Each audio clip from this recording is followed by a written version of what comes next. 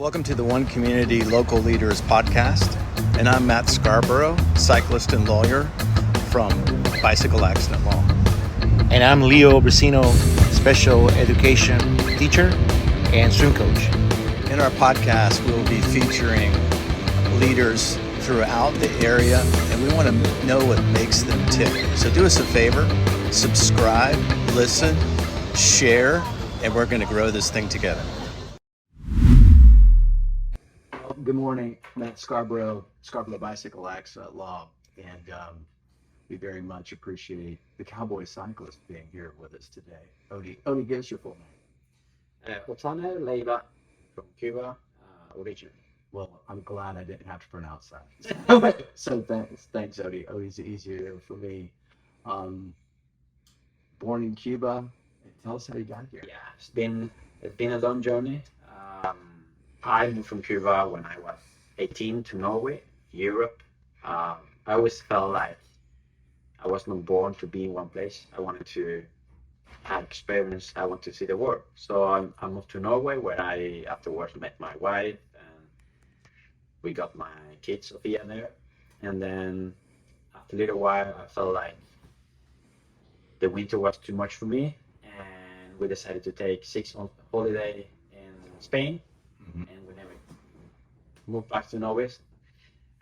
We spent 10 years in Spain, traveling around in Europe. We built a van. We took an old van and built it ourselves, and then we should travel in Italy, France, Germany, want to see everything around Europe. And then we always been forward and back between the States and here, but I always felt a kind of connection here because here people is from everywhere, and I felt very welcome and connected that way.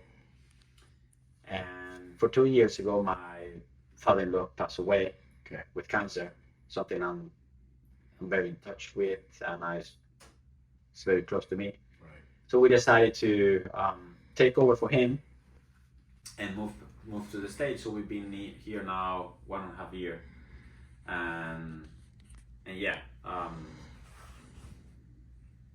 that's how I come here. How do you like it so far, being back in the States? It feels like home. Sometimes you have the feeling that in your previous life, like for example, I feel that in my previous life I was born here. I was a cowboy, and I drove around with a pickup. That's what I feel sometimes. Mm-hmm. When I do that now, I feel like this is me. This is something I did in a previous life. So it's kind of scary. I don't know, but that's how it feels. It feels very real. It feels very, especially every sunset, or this morning today, for example, was beautiful.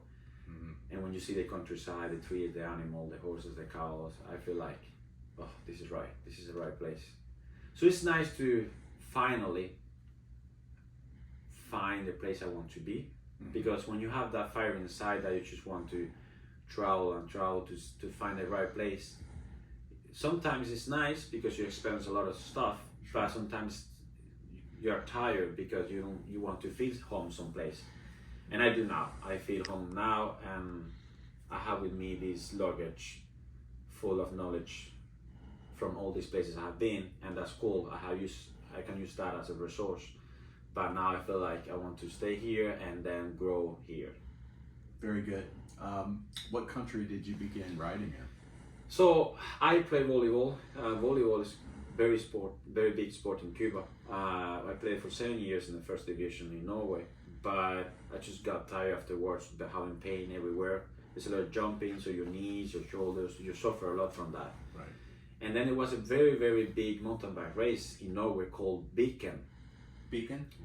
Okay. At that time, there was the biggest race in the world with 23,000 riders. How many? 23,000. 23,000 people in a mountain bike race? So the history is that back in the Viking time, 2 soldiers took with them the newborn king in Norway over the mountains with the skis. So in memory of this, they create this race where you have to go over the mountains and follow the same path that they did with this newborn king. And then they create this race, and Now it's down to maybe 5,000 riders a year, but at that time it was super popular race. You have to have with you a bag that weighs 3 kilo, simulating the weight of Okay. the born king. Right. So right now, I mean, at that time you could have with you like extra water and stuff like that, but you have to carry the same weight. And then, yeah, so that was my first race. I started with mountain bike back in 2011. And since then, it's just been growing and growing from every year. I always been kind of crazy, so I have done like marathon, triathlon, 5 weeks expedition in the north. So always trying to do something new, but cycling's always been my place where I like felt connected with Sure. people. And then what cities did you fall in love with in Spain? What made you stay there? Barcelona is a very beautiful city. You have everything there. Madrid as well. I would say Granada is nice because Granada you have the altitude. That's why a lot of like triathlon guys, Christian Blumenfeld, he lives there, and Julian Alaphilippe, he also lives there. So it's like you have the highest place where you can ride your bike in Spain, and then you have a beautiful, beautiful city. That's outside of Madrid, right? That's in Granada. Which is that outside of Madrid? Yeah. Okay. Yeah. I thought so. I was lucky enough to visit that country one time. So that's a beautiful place. And right now, like I saw videos last day, they have snow on top. So it's like cool to like experience the winter on the top, and then you have like regular summer temperature down Sure. by the city. So that's super nice. I would say Spain has a beautiful quality life style. But right now, for kids, there's not much opportunities, and that's why I choose to move from Spain. And we sold our house. We had a beautiful house there, but I felt like there's no future for people that want to grow. Right. And that's okay. But quality life there is amazing. You don't need to drive. You can eat breakfast, lunch, dinner outside every day. People is very friendly. You have a very social life there. So for people like me that comes from a social place and have that need, Spain was perfect. And the food is amazing. Yeah, there's nothing better to me than sliced manchego and some I miss that. ham, right? My mom is coming soon, and I say to her that, listen, I need them. They have something called pata negra. So you have like the manchego. If the pig has black nails, that's the top quality. Okay. So that's why they call it pata negra. Oh, all right. And it's like I miss that quality. You cannot get that here that I know of. No. Do you have a secret place that you go to for that? I go to Whole Foods sometimes, and sometimes they have some good stuff. But for example, we were talking about dry meats. Right. In Spain, you can buy like 5 years old dry beef. It's hard to find here. So it's like the person I was talking to yesterday said that Americans, we don't have the patience for it. We want to have it now. Right. So we don't have the time to wait 5 years to try that. But yeah, food is very, very good. But at some point I felt like an outsider. And again, here is the right place with that feeling. It's like when I was in Norway, I had a very good job. I was working for a Scandinavian airline. So I felt like, okay, I know how to speak Norwegian, I have a good job, I have a good family, but I always felt like, yeah, you're good, but you are not Norwegian. When I was in Spain, it was like, yeah, you speak Spanish, but I can hear that you are not born in Spain. Sure. So it's like I always felt like an outsider, where here is like people is from everywhere, and it's cool to be from everywhere, and you have something to share. It's like the other day, I was at my Sophia, my daughter, her best friend. We went at her place, and I started talking to the mom of Nick. Nick is the father of the girl that is the best friend from Sophia. And then suddenly she said, no, my grandmother, she's from Norway. And then we start talking about Norway, and she knew some foods from Norway, and she knew some words, Norwegian words, and then it's like everyone's have something from some place, you know. So that's very cool to connect that way with people that feel that they have something to share with you. So for me, this is the first place where I feel really 100% welcome. That's great. And what part of the Tampa Bay area do you live in? So right now we're living in Indian Rock Beach. Okay. Yeah. And So we are very, very lucky because Clearwater is too busy and the other beaches are too busy for us. But I feel like Indian Rock Beach still is like calm, and a lot of family still lives there, and it's not to party right. yet. So we are extremely happy to be there right now, and especially the sunset. You never get tired of seeing the No. sunset. It's spectacular. So what are some of your favorite riding routes from your home, if you have any from your home? Yeah, well, I have like this place. Well, I like coffee, and I feel sometimes it's hard to find good coffee. Like It's one of the reasons why I ride, is to literally find a new fun coffee shop to Yeah. go to. It's like my excuse to go. and I found a place in San Pete that is called the Bandit. Okay. They are very, very good. Extremely nice place. You have to go there. And I literally drive my bike for 1.5 hours just to get the coffee there. And they have this amazing fresh toast with guacamole and fresh eggs. So it's like they are very like they have this, I call it like European mentality, where they Yes. have like good style breakfast with good coffee. When you come to a coffee place and they make like hearts and stuff like that with your coffee, Sure. that's a good coffee. Yes. And you see the machine there, they have a properly Italian machine where they make the coffee on the espresso. So I have this routine where I take the Pinellas Trail down to St. Pete, I take my coffee, and then I ride back, and sometimes I follow the beach, but the problem with the beach is that it's easy to flat. Mhm. It's the back line is very dirty, Yes. and all the garbage is there. So I try to avoid that, and also safety reasons. Right. That's why 90% of my rides in the Pinellas Trail, and we are extremely lucky to have that. Very. I mean, I've been traveling a lot, and there's not many places that have that, and such a long trail as well.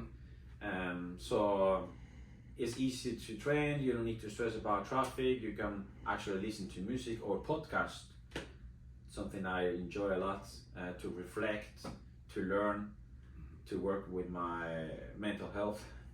So, and like we talked previous, you are a big fan of wrist roll like I do, and wrist roll is like has changed in my life a lot.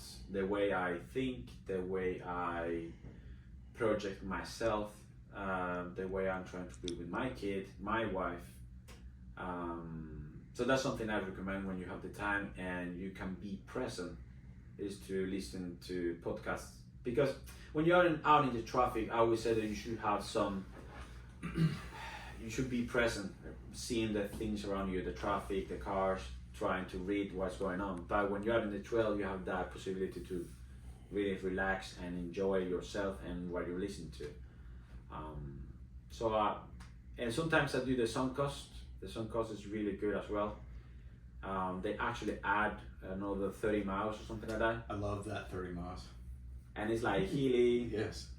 So that's super nice. I did it the other day, and this weekend we want to do up and down. It's like 120 miles. So, and I want to learn more about, have you seen the tree with all the, it's like my 35, there's a big tree with many lights and candles and stuff like I that. don't think I've seen that tree. No. No? Okay, so I know there's something behind that, because I saw once in YouTube someone explaining what was the history behind that tree. But it's a single tree on the left side, around my 35, that's full of lights and candles and like gift. So it's something like, it's even a name of a person. I don't know if she's a rider or was a rider or something like that, but it's something related with cycling. So it's something I want to find out, what is the history behind that tree. I have to go check that out.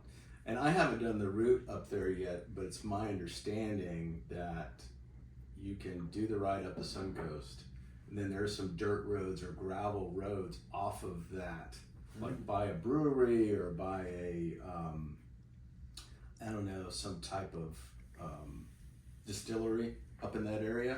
But that's something that I want to, apparently I've read in some gravel forums. It's a place you can do a combination of riding. Yeah. Up in that area. So when did you first start? We were talking about this earlier, of course. When did you first start listening to Rich Roll? That was back in Spain, and I will say that at a certain point I maybe felt like lost and maybe trapped in this material world, and I can be honest and say that I had some maybe depression, and my wife had been having the same issues since time, but she's been talking to a psychologist and get some proper professional help. But I always felt like I don't need that. We men, macho world, we don't need that. Right. And I felt like I could fix that problem myself. I would only waste my money and my time going to someone that in the end you choose talking about yourself. I could do the same with a friend, or I could find a way to get rid of that problems.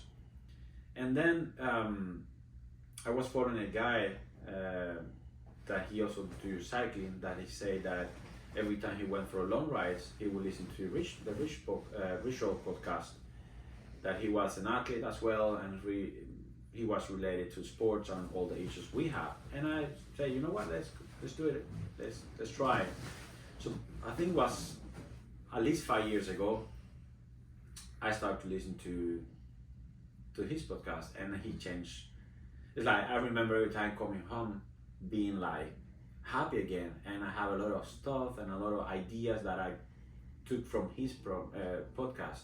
And I remember telling my wife like, oh, we should do this, and he had the same problem. His kids have the same issues as we have, and so it's like I felt related to someone that had the same problem as I did, and I didn't feel alone anymore in my situation. So it was good because I start taking tools that I could use in my life and in my situations, and I felt like, okay, this is okay, this is normal, but we have to do some changes. And how are we going to do that changes? So what we did, for example, we sold all our stuff, and then we are trying to have, it's been a process, it's been a journey, but we want to have a simple life. We don't want to be trapped in all the bills and all the stuff that we had at once. Right. Well, we have like a cabin, we have a house, we have 3 cars, we have a lot of material stuff that only gave us maybe 30 minutes one day happiness, when I wanted to focus more on be present, be present for my kid, be present for my wife, be present for myself, be myself, because sometimes when you are just driving, it feels like you're always running, and it's like, you know what, we have to stop, we have to reset, we have to find out how we can have a better life, and material life is not always the right choice to have that happiness, so we sold everything. It was a process, but we sold everything, and then we was trying to have a cheap car, and we have a condo by the beach, and we try to don't focus too much on having the latest Nike or phone or whatever. We just spend the money maybe going out into a restaurant or trying to have experience. Every time we can, we drive our RV and go to maybe Georgia. We've been in North Carolina, South Carolina already, so we have created at home this charter of all the 50 states, and we have started making like we have been, and our goals is to be in all the states. And so it's like trying to change your mind, and I wish more people could do the same, because I have friends that say like, how you do it? It's like, listen, the resources are there for everyone. You can do exactly the same. You just have to be strong enough and just start changing your life. Because like, yeah, you can have a boat, you can have a car, you can have a house, but then you have to work 70 hours a week to pay for it. And then where is the time for your kid? Where is the time for your wife?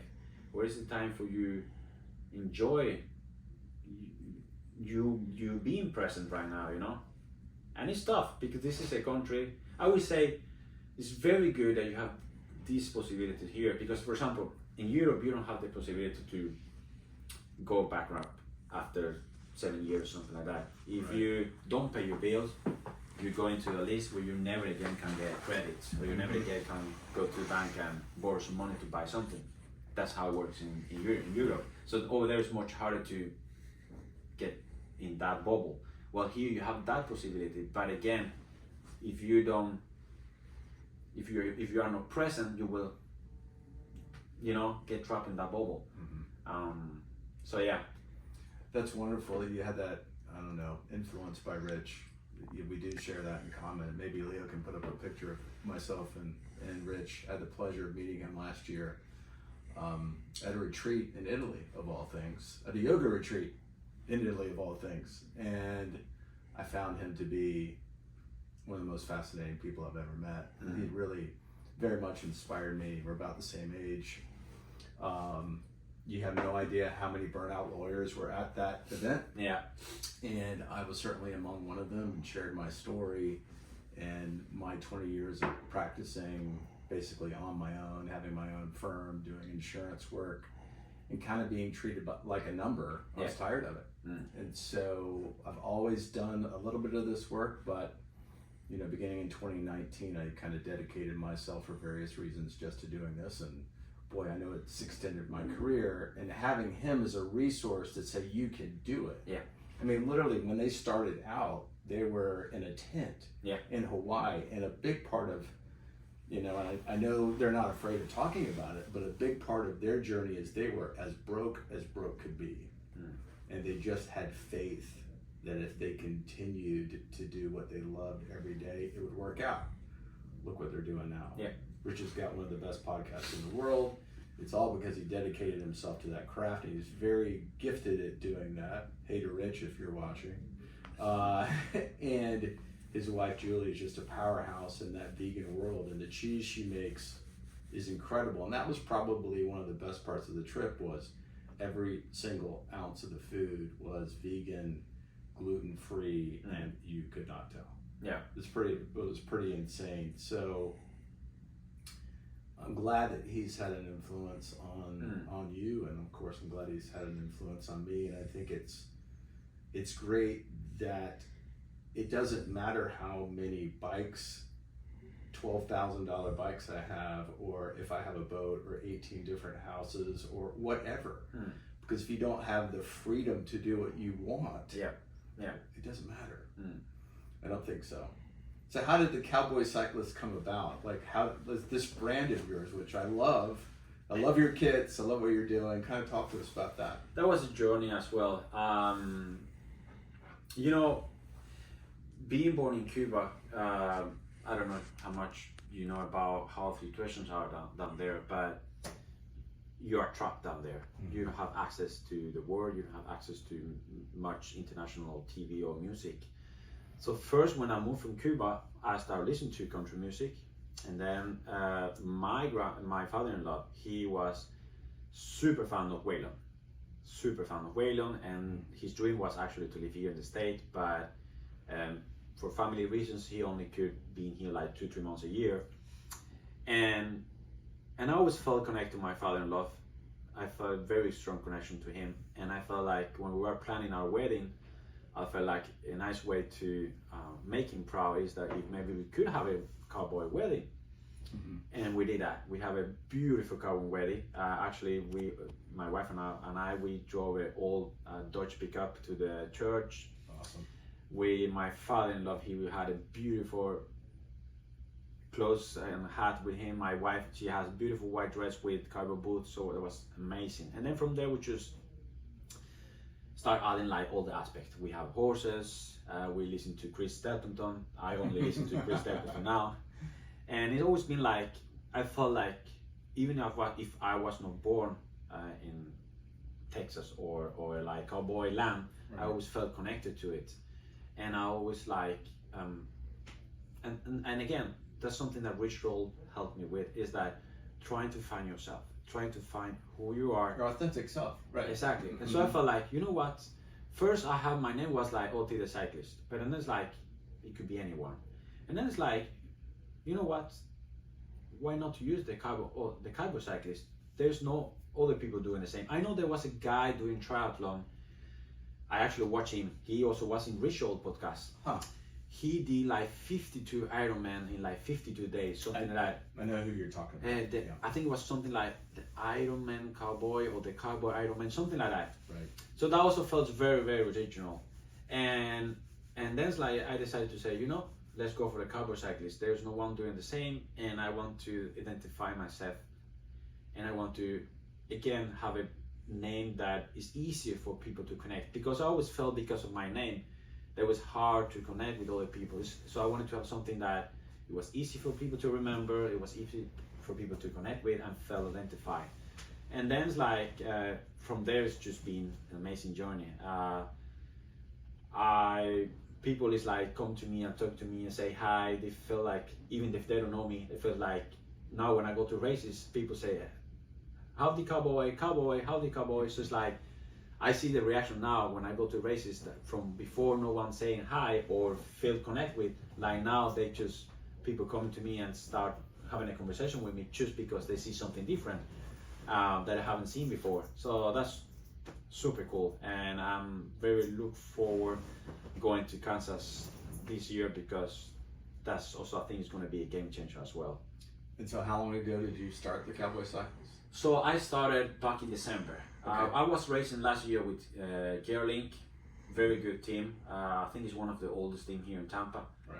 They support me very well, but I offered them all the sponsors I had.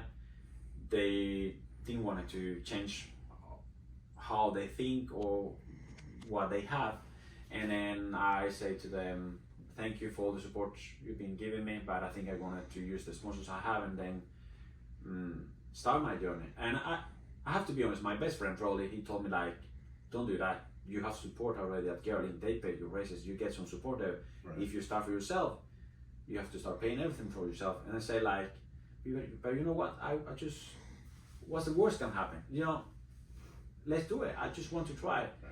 And I don't regret 1 second. It's been super cool. A lot of people have been reaching out to me, and latest for 2 days ago I got a new sponsor from England. They are super excited about it, and so it's like I just living my dream right now. I think that's going again back to the rich roll lessons of being your authentic Yeah.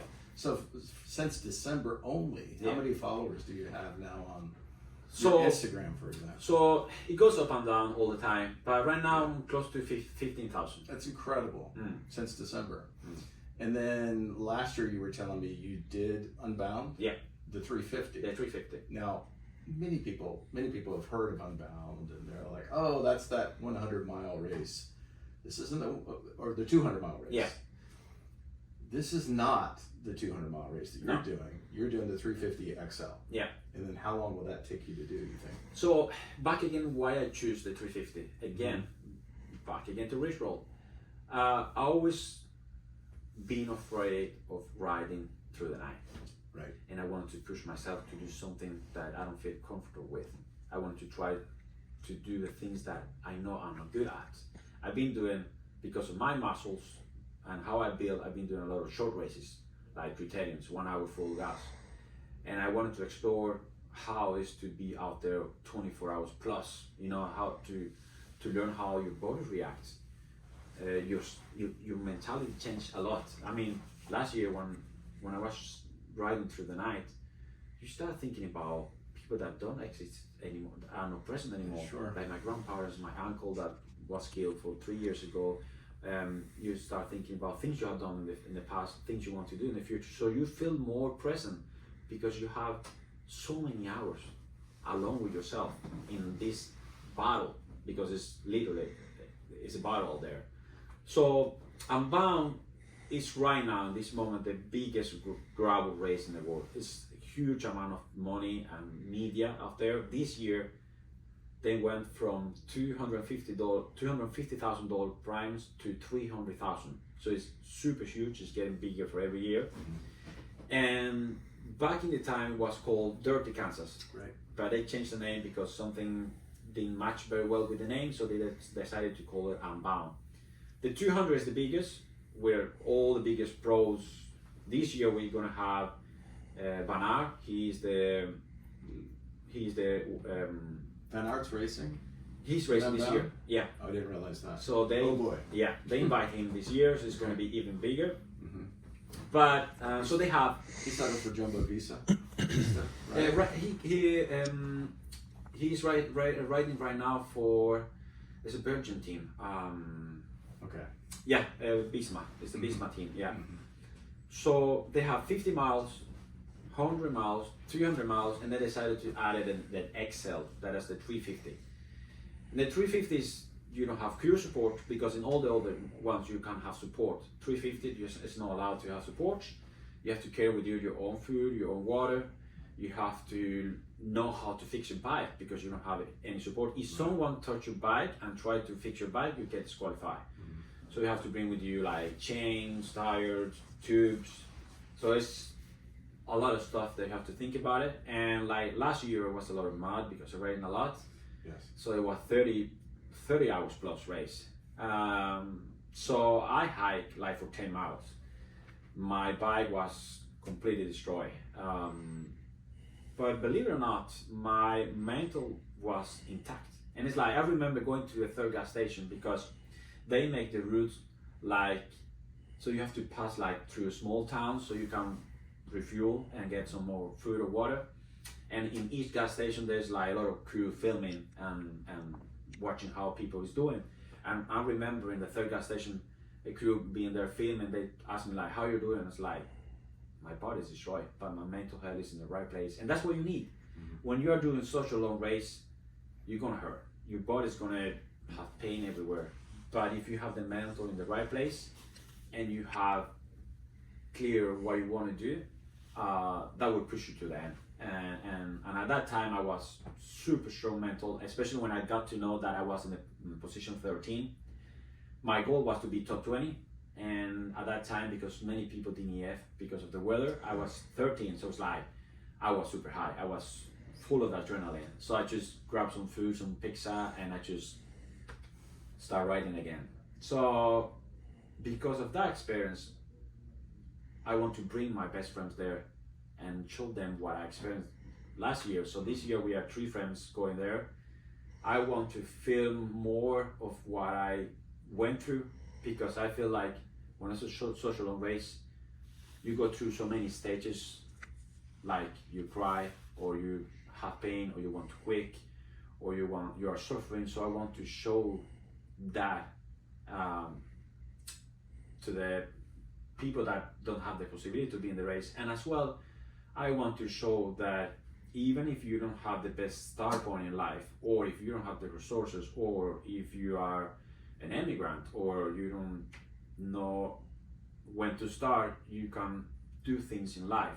I've been here for a year, and if you see all the stuff I have done in just 1 year, it's amazing. So I want to show that to other people, that is, everything is, you are capable to do it, you just have to go for it. Right. So I want to try to show that in this documentary we're going to do. We're going to film preview Unbound and through Unbound. I'm going to have with me a GoPro as well, so I can film myself when I'm out there, because the crew is only allowed to be in different spots. So, but I want to also show when they are not present and I'm maybe having a bad time. So you placed 13th last year? Yeah. That's incredible. Mm. Wow. What an achievement. It is, yeah. Especially with the weather they had there. I was supposed to do it last year, but I didn't. Not the 350. Of course, I'm just going to do the 100. But I mean, that course wrecked people, bikes. Do you think they're going to do the same thing this year? I know it's weather dependent. Or are they going to try to kind of get around some of that? They changed the course this year from the south to the north. They say it is less mud on the north course, but again, it's a tougher. Like our course is going to have 18,000 feet elevation, so it's going to be very, very, very hilly. 18,000. That's a lot. That's a lot.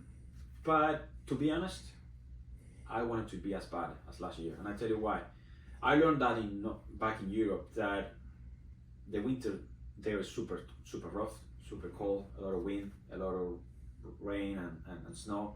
And I learned that if you prepare yourself for the things that a lot of people don't like, you're already there, maybe I would say 30-40% in front of many people. Especially with, for example, I know how, that's something I learned in Norway, for example. I know how to use the right clothes when it's cold, when it's rain. You should have like 2 layers, so you can change in between. I like now, I use a lot wool because the wool keep you warm, dries very quickly, push out the sweat. So it's like, I know how to use the clothes in the right moment, in the right place, and that's something I feel I have in my side. And what happened last year, we start 200 guys, only 36 guys finish because of the weather. Right. So if you know how to handle that, and you have that knowledge on your side, you're already at least 40% of the people is going to DNF, or at least 40% is going to be struggling how to handle with rain, with mud. So if I could choose, I prefer that it's as hard as last year, because now I'm better prepared, I have a better bike, I'm gonna have better shoes, because last year I have road shoes with me. Oh, really? You wore road shoes? Yeah. You know, it's hard because sometimes you want to be fast. Of course.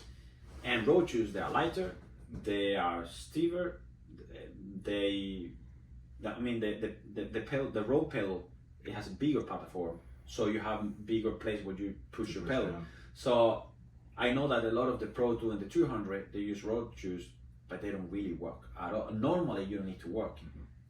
Last year, we hiked like for 10 miles, so my shoes were destroyed, my pedal were destroyed.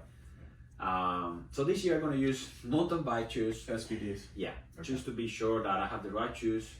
I have bigger clearance between my tires and my frame, so I have more, because last year I didn't have too much clearance, so the mud got stuck very quick. I actually gonna drop the hydration pack, because when you're doing 24 hours plus race, it's easy to get a little low back pain, Right. especially when you do a gravel. So I'm gonna go for bike rack, carbon bike rack. That's the last sponsor I got for 2 years ago. This company in England, they designed an aerial carbon bike rack when you can have your water, you can have your food and everything. It's on the frame, right? Yeah. So I'm decided to get rid of all the weight on myself, so I'm light, so I can move easily around, so I don't get too much pain. Because again, if you have comfort and if you feel good, you can ride faster. So this year I'm gonna have all the weight on my bike. So I'm trying to change the things I did wrong last year, and also start my unbound training much earlier this year compared to last year. I already done 2 8 hours plus ride. I have done 1 night ride as well to test the lights. So soon we're gonna do 12-15 hours ride. And one of my goals this year as well is to do a coast to coast. There's many reasons for it. First is that it's actually a bike trail that goes from downtown St. Pete almost all the way to the other side that I would like to do. And I got to know that one of my family members got cancer, lung cancer, for 1 week ago. So that's why I'm using again Livestrong. It's great. From that time when Lance Armstrong had cancer as well. Right. So I would like to maybe do a charity ride like I have done twice, to maybe support him, because I know this is going to go through a very hard process now, and I don't know how much he has left, and he has 2 kids, and I would like to give something back to them. So very soon I would like to do a charity ride and maybe do this coast to coast, Okay. to support his cause and this terrible thing that we haven't found a cure yet. No, well, let us know. I know as a community and myself personally, I would love to help you out with that. My grandmother passed away from lung cancer, and I spent a lot of time with her at Moffitt fighting that terrible disease. So I'm with you on that. But I'm curious because of everyone I know in the endurance world, and I know a lot of people now in the ultra running world because of my relationship with my girlfriend Joella, and she does those events. But how in the world do you train for an ultra cycling event? That's a good question. I think that first, what works for me, and I think, like for example, I have this big goal that means a lot for me, for my team, and for my future. That is Unbound. But towards that goal, I had small goals that I already had done very good with. To one, support my mental, and two, support my journey there. So for example, at the start of the year, I have like two, three small races where I wanted to do well, to like, okay, if Unbound doesn't go well, at least I have some small goals where I felt like, okay, I did well there. That's one part. The other part is preparing your mental, like as much as possible, trying to simulate what you're gonna do and what you're gonna expect. Back when I did this five weeks expedition in Norway, I work a lot with visualize. I don't know if it's the right word in English, but try to visualize what I'm gonna do, how it's gonna be when I'm there, how things are gonna be, what I'm gonna eat, how I'm gonna react. And that's something I learned from a very good athlete from Norway, that he always tried to avoid to get stressed. He always tried to get into this bubble where you can close your eyes and imagine yourself being present in that race and do all the stuff that you want to do. So I work with that a lot, with trying to visualize what I'm gonna do. And the other stuff is like, you need to do a lot of what I call some-to training or base training. That's something I've changed a lot the last 2-3 years. Even if it's a very old way of training, because I wrote Michael Phelps' book, and actually in his best years, back in 2000 and something, I don't recall exactly the year, his training was that he always do some-to training before the races, Right. and then some to, like a cool down. It's like straight after the race, he went to the pool again to cool down, what they call now some-to training. So back in his best years, and this was early 2000, already there his training was working a lot with some-to training, and he's back now again with Prokashar's trainer. He's from here, from the state, and he talks a lot about how important it is to have this huge, big base. And I see that myself now. 90% of my training is some-to and gym, and only with these two things, my fitness is being like going through the roof. So right now I'm doing between 15 and 18 hours a week. I want to push up to 20 hours a week, where I do a lot of Swift right now. There's many reasons for it. It's safety reasons. I save a lot of tires, and I'm more present as well at home. So if something has to be done, I just can jump and do whatever I have to do, and then jump back in the bike. And I feel like it's easy to maintain a specific speed or power. Well, if you are outside, you have to stop with the light, you have to start again. So right now I'm focused a lot on what I eat, and doing like between 15 to 20 hours a week to try to go for it. And then there's these issues going on where I have two friends that Unbound XL is a 24 hours plus race, and some people say that you have to be close to that amount of hours to be able to perform well, where other people say that you don't need to do that kind of amount of hours, because first, how long you're gonna take to recover from that, and you can hurt yourself, and then you will push back again 2-3 weeks. Right. So I actually talked to two pro guys, that one of them, Taylor Lidin, he won it back in 2021, and I asked him like, what is the longest ride you do? And he said, for me, more than 8 hours doesn't work. So up to 8 hours ride is optimal for him. And that's what I've been trying to do now, try to test how my body reacts. Last Saturday I did 8 hours, and I felt like I needed like 2 days to full recover from that. Okay. So right now I'm trying to find out which long ride is the best for me, and then going from there, because I want to keep progressing. So we have now 79 days left to Unbound, so I want to keep progressing until there. Well, I think you're going to do great, and we're going to support you the whole way through. Thank It's you. super exciting. What's the future look like for you? What's after Unbound? You know, latest last weekend when I was out doing this long ride, I met a couple guys, and they actually both told me the same. It's like, Unbound has been huge for you. It's been opening so many doors, and it's been pushing you through new ways that you haven't been before. And I totally agree with them. So I really want to go more into the endurance world, because I feel like with endurance you have more time to, first, be present with yourself. Second, you have more time to you have like more material to show. Like, for example, here in Florida there is a guy that has a website called the Single Track Samurai, and he's starting to make like 2-3 endurance race every year here in Florida. They're still very young, they're still not as popular as other races, but I would like to maybe start doing that races to promote Florida. And I have right now the possibility to grow together with these races too, if I decided to go that way. Right. And when you do like 24 hours plus race, you can show people so many stages of your mental, of your strength, and I mean Florida as well. You can show so many aspects of Florida as well. So I have to see how things go this year with Unbound. I would love to go back to Unbound again, but it's a very, very expensive race.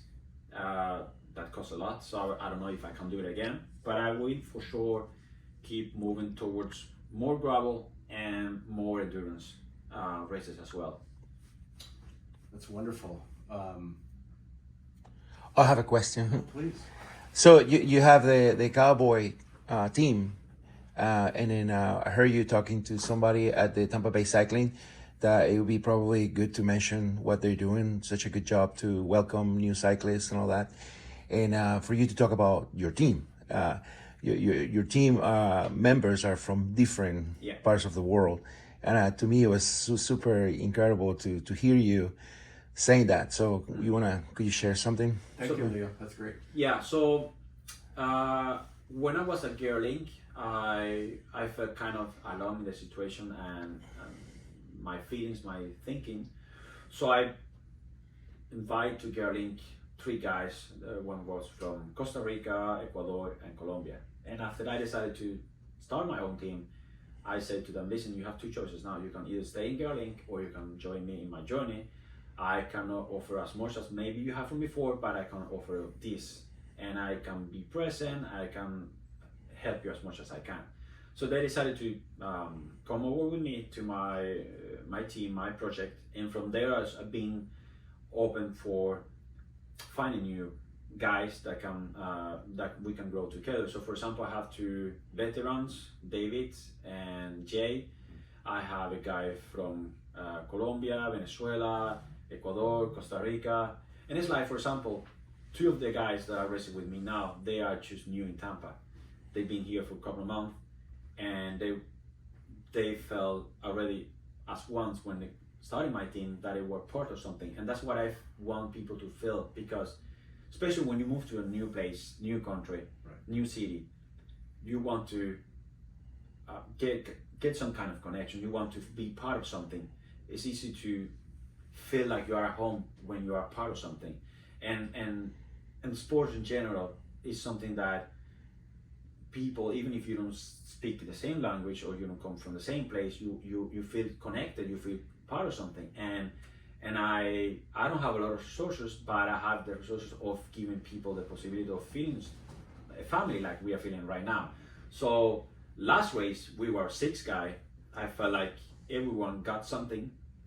They fight as hell for me to get the overall win. We did it. And I told them, listen, I don't want to win next race. I want one of you guys do well, because it's about balance. I'm honest. I say, listen, I can offer myself for one of you guys, but you have to train as much as I do or more, because I have no problem giving the best of me for you guys. But listen, I train 18 hours a week. So I want one of you guys also get the win. So I already preparing 2 guys to go for the next series. One of them is going to go for the overall, the other one's going to go for the stage, because I want them also feel like getting something in return. And there's no, even if they call me the captain, yes, well, we need to have a leader. Everyone needs to have a leader to organize things, to maybe see what is your strength or what is your strength. But again, I don't want my reasons to build a team is I don't want a team around me just because I want myself to win. I also want to everyone gets opportunity and to grow together and give people possibility to get to be part of something. And a lot of the guys don't have the resources. Like I have two guys since they are very new here that I have gave them shoes, I gave them helmet, I gave them clothes. Sometimes I pay the registration for them because I know that cycling is a very expensive sport, and only the clothes easily can be $150. And for some people that are very short of money, that could be enough for them don't be in a race. Right. So, and I really believe in karma. If you do well and you help people, you will get that in return. I remember once my mom said, "Mom, why do you give so much stuff?" I said, "Mom, I don't need that stuff, and I can give it to someone that really is gonna appreciate that." Sometimes people don't appreciate it, but a lot of times they do. And that's what I feel now. It's like, you told me like for some minutes ago that you like what I'm doing. And it's like, I'm super happy that you see what I see, because, you know, I have so much passion inside. I have this fire inside, and I have this vision inside of what I wanted to go and what I wanted to do. But sometimes people don't see what you see or feel the same that you feel. Mm-hmm. And for me, it's super cool that after short time you can see what I see, and you see the value in the stuff I'm trying to do. So that represents a lot for me, and that's why it's like I'm just amazed when I talk with my wife and I tell like, listen, look how much I have done in 1 year with so little resources. Like I have our own team, 12 guys, we're racing, we are doing well comparing to other teams that have been here for like 20 years and haven't. Yeah. Right. And it's like, it feels so good when people start seeing us as a big competitor and seeing us like, oh, these guys are doing something good. And that's what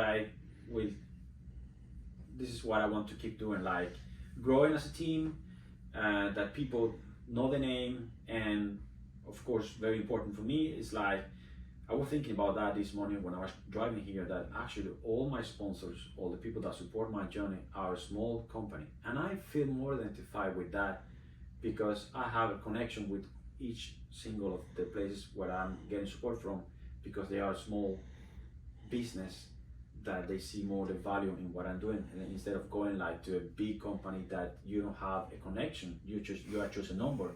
And I felt like, I think I'm going to keep going that journey, being present for small companies or business, because that way we still can be in touch. They will see the value when I'm doing, and I supporting what they are doing. So that's something I'm also very proud of, that I'm managing to give something back to the people that are supporting my journey as well.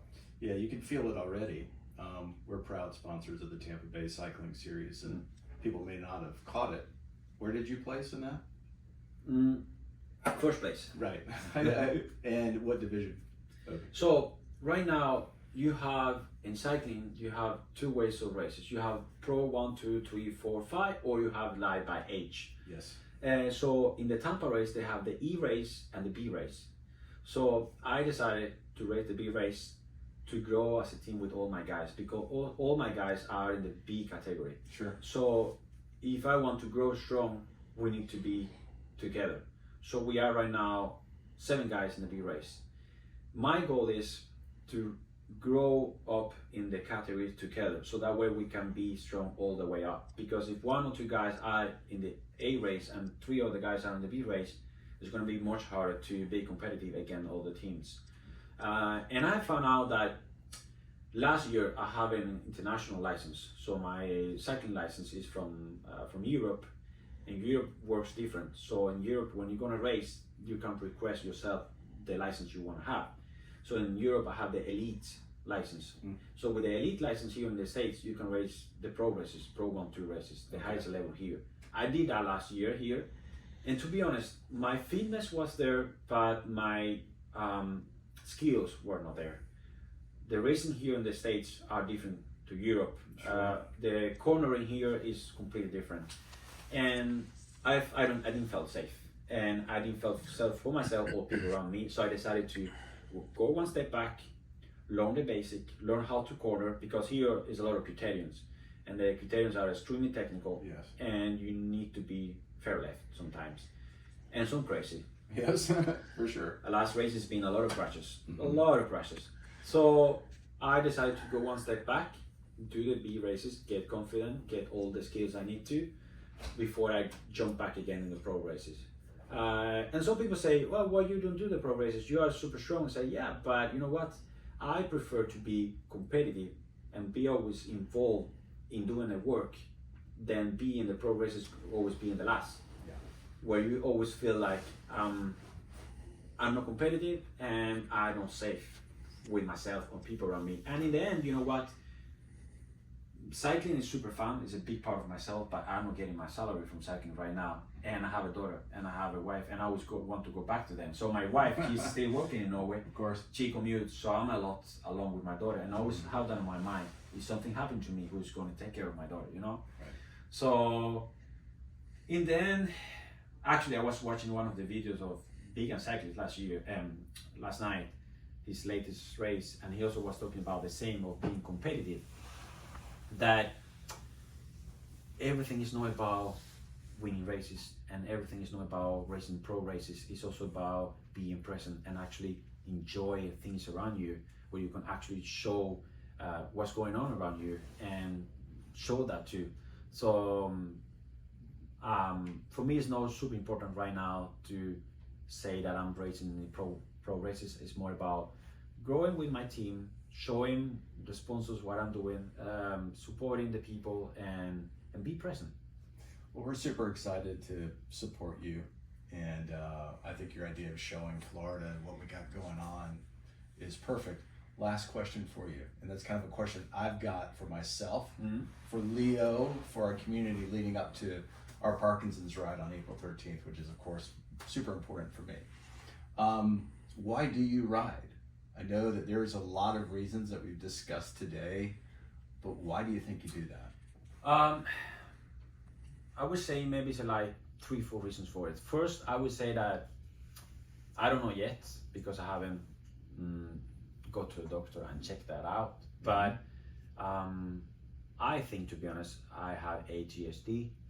I always felt from when I was a kid that when I was running or doing some kind of sport, I felt like that I was in the right environment and that I used my energy doing something. So I always felt like I wanted to do something. I couldn't be still. So sports being my kind of treatment or medicine, where I felt like doing this, I'm a normal person and I control myself. And actually, I've reading Michael Phelps' book. He had the same. He had ADHD, and he was swimming 7-8 hours every day, and his mom was super happy that he was doing something. Because to be honest, when you have that kind of energy, if you don't use the right channel, you will have problem with alcohol, with drugs, with smoke, or it's easy to do something that is not good for your health.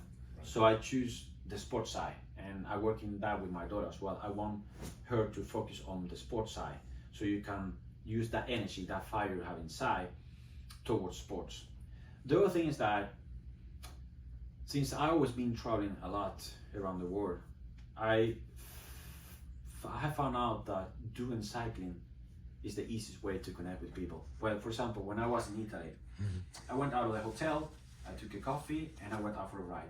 After maybe 1 hour, I could see a cyclist. I would say good morning to him, he would say good morning to you.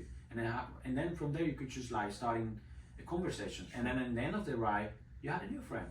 Like, for example, for 4 or 5 years ago, I did a big race in Belgium. It's called Flanders. The day before the Flanders, so Flanders, the pros, they do it on Sunday. Saturday is for the amateurs. Right. So I raced the amateurs race.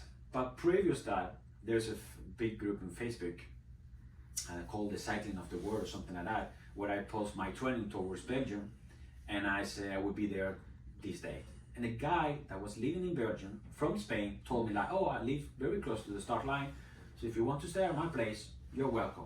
I didn't think about it, and I went there with my wife, my daughter, but we were staying like 4 hours from the start line, and the start time was like 7, so I have to wake up like 3 o'clock or something like that. And I text this guy, I said, can I still come to your place? Sure. And my wife told me like, but you don't know this guy. Yeah, but he's a cyclist. We went there, the guy had Belgian beers for me, we have dinner with him. When my wife felt like I was safe, she went with my daughter, and I stayed through the night with this guy. I had breakfast with him, I raced with him, and it's like, it's just amazing when you're doing something that you have in common with someone. It's easy to connect.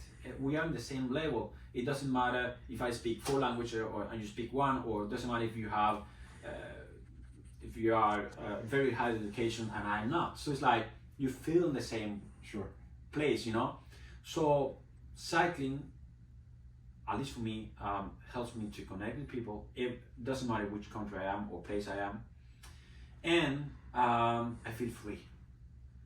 Sometimes you have the feeling of you want to be moving, and when you are in your bike, you are moving, and you have the possibility to dream, to think, to relax, to be present and see around you, and at the same time, I want to be present here maybe 30-40 years more and be together with my daughter as long as I can, and I feel like doing sports helped me to have a healthy life, if you can call it that way. So cycling in general, it's good for your health, mental health, and help you to connect with people and have friends and have a reason to wake up and look forward to maybe have this chat with your friend. Because like we were talking previous, I didn't have the need of talking to a professional doctor or psychological person when I have these mental issues, because sometimes I could use my cycling friend to just empty myself. And that's what you really need. You only need to have someone that can listen to your problems. And then in the end of the ride, you will feel like, oh, it was good. You don't have any anymore. Yeah. That's your support systems. Yeah. That's your support systems. And I feel like cycling gives me that a lot. Every time I'm mad or have a problem or super stressed or have a situation going on, I can just call my friend and we go for a ride and we chat a bit, and in the end of the ride, I'm reset. It's gone. And I have the possibility to be more present for my family at home. Because when you come home, you're like, okay, I have my time, I have my free time.